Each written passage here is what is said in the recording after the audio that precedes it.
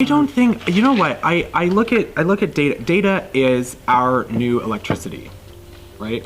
So and data is a tool, right? So you can have a knife sitting on a table that can make a Michelin star meal, or that can be a weapon of murder. It's the same object, and it's the same thing with data. So I don't think that data itself is a problem. I think that there's a lot of potential and amazing things that we can do with data. But what Cambridge Analytica has sort of exposed is the failings of not just our legislators, but more generally us as a society, to really think about what are the boundaries of that and how do we do that in a safe way. There's certain developments in technology that are inevitable and that we can't really avoid one way or the other. Like, we are more digitizing as a society more and more, and the more we digitize, the more data will become a thing. Like, and it is very hard to silo that. It's very hard to silo information. It's almost impossible to be anonymous.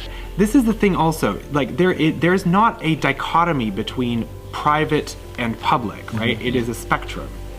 And so the problem here is that if you say that anything that is not secured and totally private and only one-on-one communication, and that only that is private, and anything else is free for all, right? Well, then that means that, you know, if you extend that logic, I should be able to put CCTV cameras in your living room. This is just the digital equivalent of your living room. And people, when you look at how people engage with Facebook, right? They are engaging with Facebook as if they're speaking to some friends. It's not posting for the world to see.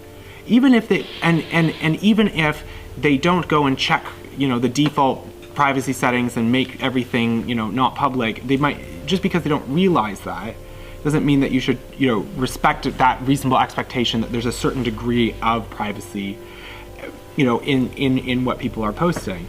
You know, people have different spheres of their life, which means that they should be in control of what information goes to friends, what information goes to family or work colleagues, or all of that. And just because I give something to friends doesn't mean that it should be open to the entire world to see. I don't think that the onus of responsibility should be on the average person. The onus of responsibility should be on the companies that are making money off of their platform, right? So I don't think it's fair to say, to blame the entire population of a country and say, pox on all your houses, you all should have known better, it's all your fault. It's 50 million people's fault that this happened, right? I think that's a cop-out, because if I think it shows you that there was not a reasonable expectation that this would have happened if 50 million people did it, right? So if the entire population was unaware, I don't think we should blame them for that. I think that's evidence that people genuinely weren't aware that these terms and conditions allowed this. People will start getting surprised at the fact that it's not only, Facebook isn't just collecting data about you on Facebook. Facebook has access to, like, your phone contacts and stuff that you're also doing on your phone. Facebook collects a lot of stuff, right? I mean, if you actually look at the terms and conditions of these apps, right, a lot of them, they're allowed to, like, record your voice on a phone, right? Is that reasonable? Is that reasonably expected by a user? You know, no. Should somebody be, what I'm saying is, like, these terms and conditions, right, and a single person can't individually negotiate a fair set of terms and conditions, right? And I'm also saying it's unfair to say that people should either just accept that they have, you know, that they have to give away absolutely everything at the discretion of these platforms in order to engage modern life. You can't, so people have to use these platforms.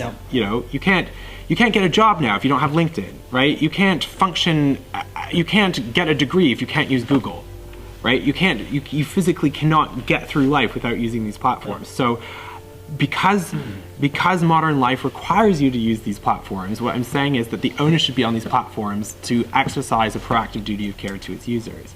And that I really hate this, well, you know, you signed up for it, you knew what you were getting into, because it's like saying, well, you were in a car crash, but you knew what you were getting into because you used a car. Totally the same, because politics and fashion are the same thing. about the expression.